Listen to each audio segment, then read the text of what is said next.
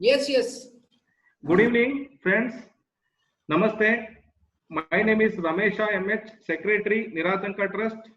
A warm welcome to each one of you for the session on layoff and retrenchment possibilities during COVID-19. Organized by Niratanka Trust, today is a great moment for all of us for attending this online session. We have two great speakers. Today is one Mr. G.P. Nayak and another Mr. N.S. Govindaraju. Namaste friends.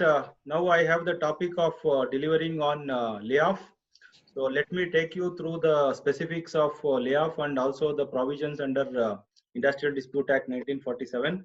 Now I am going to share the screen. Mr. Ramesh has already explained about my profile. However, this is just a brief. I currently work for a company called Libers as General Manager HR, ER, Legal, and also EHS, which is Environment, Health, and Safety. I come up with around 20 years of experience, MSW, MBA, Law, and I have also authored 2 books, as Ramesh told exactly. And I also have a YouTube channel which is called 3LR Partners. I speak on various topics in this channel, and most of you may be knowing already about this. There are already many videos. You can utilize this opportunity and also view the topics are available. You can also subscribe. This is my brief background. So now I'll get into the topic. See, if you look at Indian employment scenario, broadly you can categorize the employee categories into 2 categories. So these are the 2 categories which are broadly under Indian employment scenario you can categorize. However, today you have different resources for employers and managers to take the production or to utilize in the manufacturing industries or also in other establishments. So one is such trainees under the standing orders.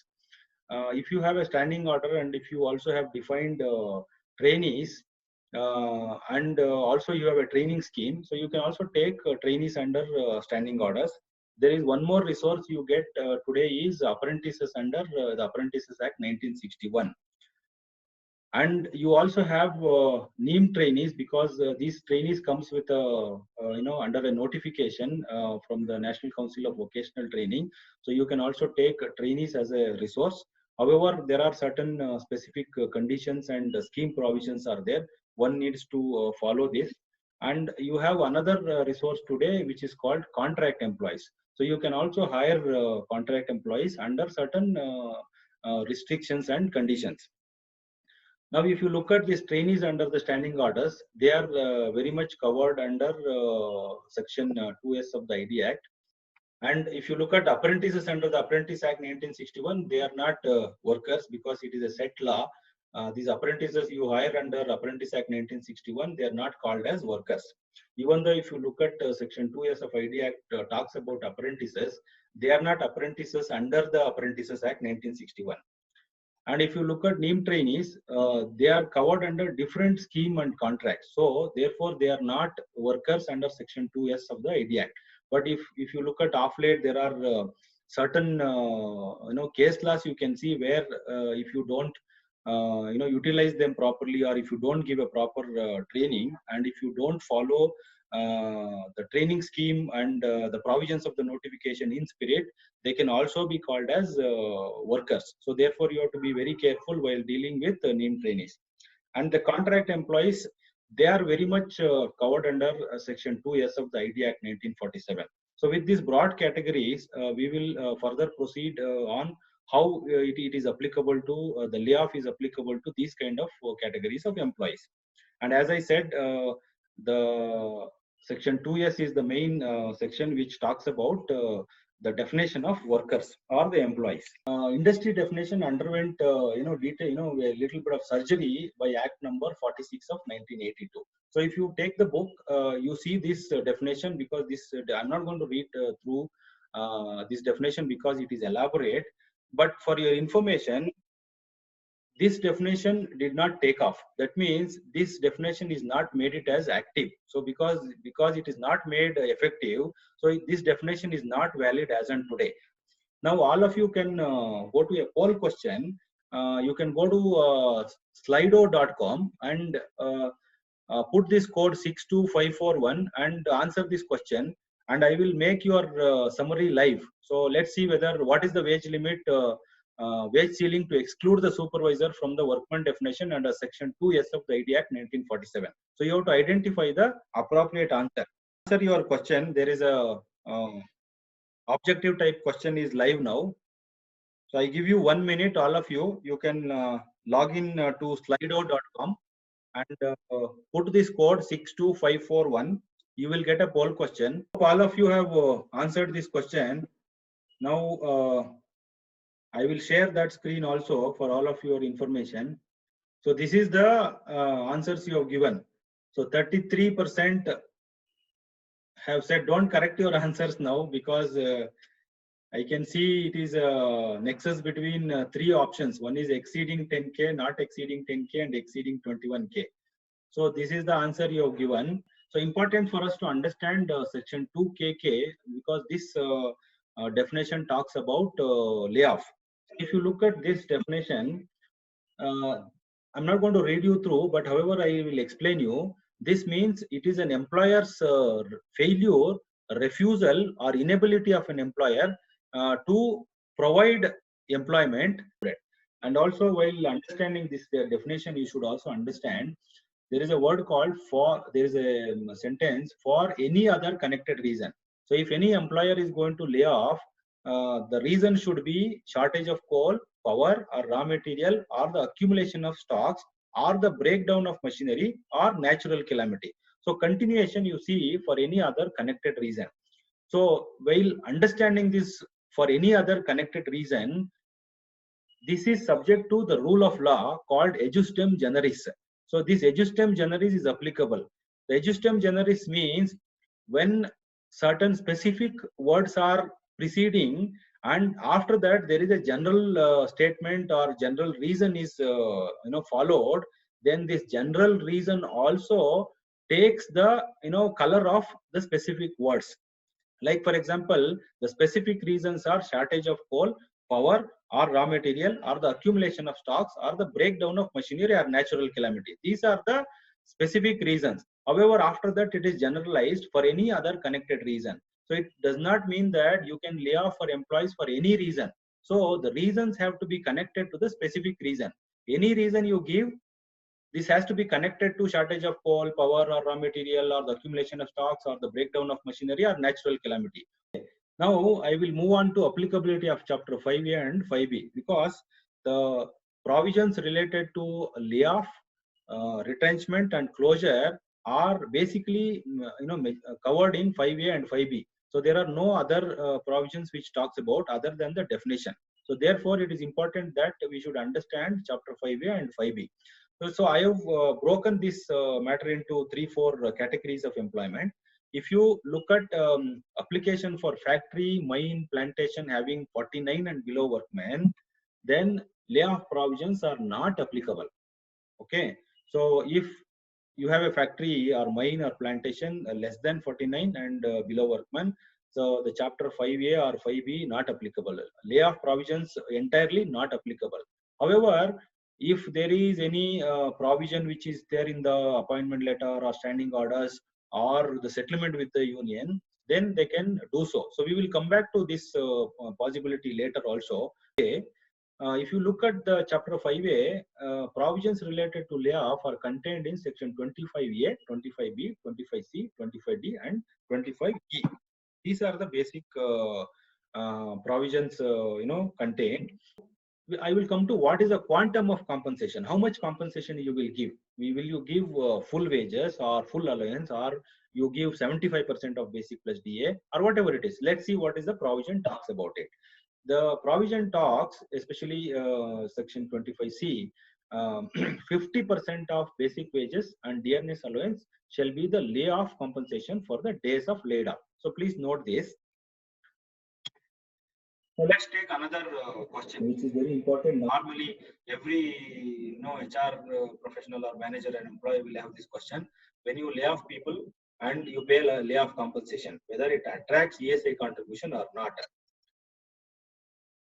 It's very clear. The ESI wage definition provided under Section 222 of the Employee State Insurance Act is very clear. Layoff compensation paid to workers for the period of layoff attracts ESI contribution. And this is also clarified by ESIC from ever since 1968.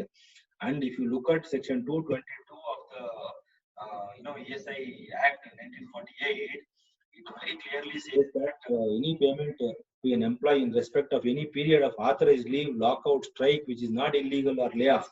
So therefore, there is a very clear definition of wages under this act.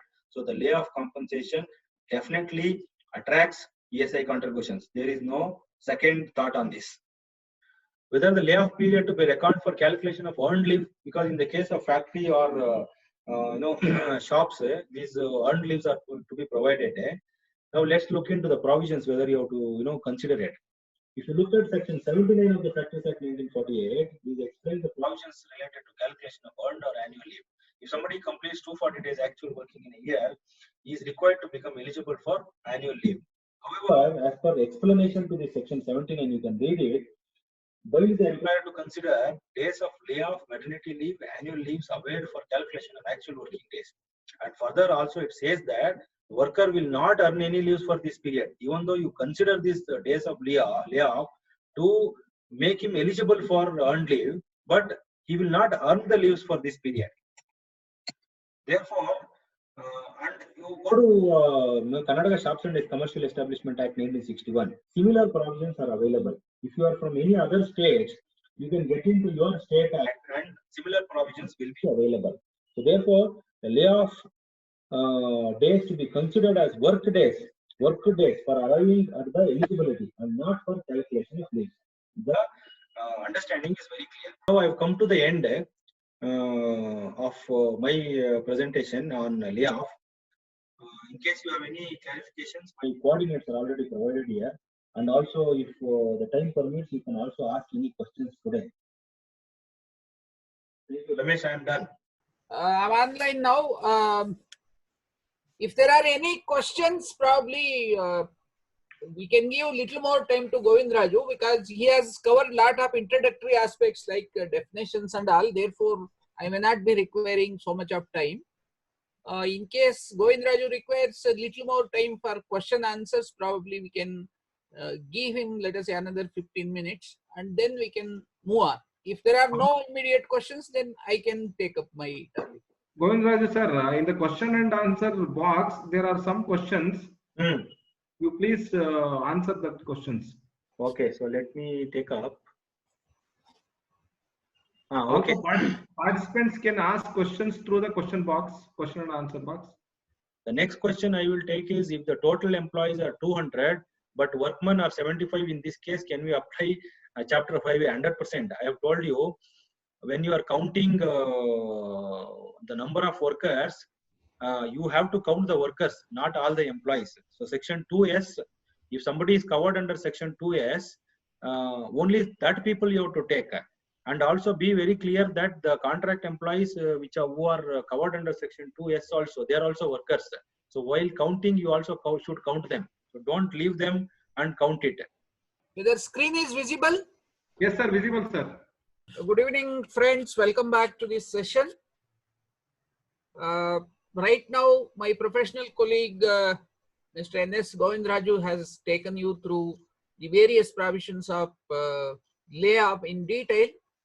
And since he has covered many introductory aspects like definitions and all, my job has become easier and I can straight away go to the provisions related to retrenchment of workmen under the Industrial Disputes Act. So what are you going to learn at the end of this session? You will understand the meaning and significance of retrenchment as per the Industrial Disputes Act 1947. You will know the lawful methods of retrenchment. You will know how to avoid costly errors in doing retrenchment. And you will bring positive results to your organization and business goals by using retrenchment.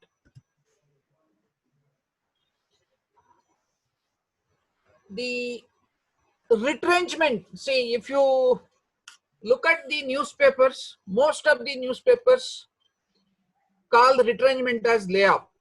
They say so and so company has laid off 200 workers, 300 workers, and so on. Real layoff is not at all reported in most of the Indian newspapers, but for retrenchment, they call it as layoff. It is not the case under Industrial Disputes Act, because under Industrial Disputes Act, both retrenchment and layoff are altogether two different things. Section 200, it is not 200, it is Section 200 of Industrial Dispute Act defines retrenchment as under. Retrenchment means the termination by the employer of the service of any workman for any reason whatsoever, for whatever reason you may be removing, otherwise then as a punishment inflicted by way of disciplinary action. What does that mean? You can remove an employee from service, a worker from service for whatever reason, except when he has committed a misconduct. When you have to remove him for committing a misconduct, then you have to issue him a charge sheet, conduct the inquiry, prove the charges in the inquiry, and then only you can remove him from service. But there are certain exclusions as to what is not retrenchment as per the definition of Industrial Disputes Act. Voluntary retirement of workman. See, some workman wants to retire from service on his own. That is not retrenchment. Retirement of the workman on reaching the age of superannuation. See, all your companies have got either service rules or standing order in which it is clearly mentioned what is the maximum age up to which a worker can be employed. So whoever attains that age, you are going to retire him from service. So voluntary retirement or retirement on attaining the age of superannuation is not retrenchment. There are few more exclusions. Termination as a result of non-renewal of contract. Let us say you have hired someone for a fixed term contract of 3 years, 5 years, or even 10 years. So at the end of this term, you as an employer, you have the option either to renew the contract or not to renew. If you renew the contract, then employment continues. And if you do not renew the contract, then the employment ends there. Okay. So such a non-renewal of employment contract also does not amount to retrenchment. The last exclusion is termination of the service of a workman on the ground of continuous ill health. Let us say a particular workman, he is continuously sick. He has been sending medical certificate, and as an employer or as his HR manager, you know well that due to his medical condition, he is not able to come. So when someone is not able to come continuously for work, what is the use of continuing him in service? So you can remove him from service by way of retrenchment. So here I stop my presentation, and now it is open for question answers. Second question, I'll go for a second question. I think it is relevant to the connection to the first question. If yes, who must take retrenchment compensation cost? That means as per the law, who has to pay either company or contractor? In case of contract workers, retrenchment of contract workers. Yes, for a contract worker. It depends upon how it is mentioned in your labor contract agreement. Generally, this problem may not arise because some smart companies, what they do, they keep renewing the contract of contract workers once in 6 months or so, in order to avoid the continuity of service. Okay. But let us say in certain cases it has not happened, and let us say the labor contractor has to retrench the worker because as a principal employer you have told him to remove them from service. Okay. You can always tell that you are only asking him to withdraw. You are not asking the contractor to remove them from service. It is for him to deploy elsewhere. But let us say if he doesn't have any other companies where he can deploy, at that time he may have to retrench them. Okay. But again, the question comes, any obligation of a labor contractor, if he has not performed, then the court may interpret and say that the principal employer should have given. Generally, labor contractor will not spend 1 paisa more than what you have given to him. In such a Yes, right. case, he may say that you pay the retrenchment compensation, then only I will pay. And if you don't Okay. pay, and let us say the contractor has also not paid, then what may happen? The contract workers may go to the labor department or labor court, file a case, um, and then they will prosecute both the labor contractor as well as the principal employer.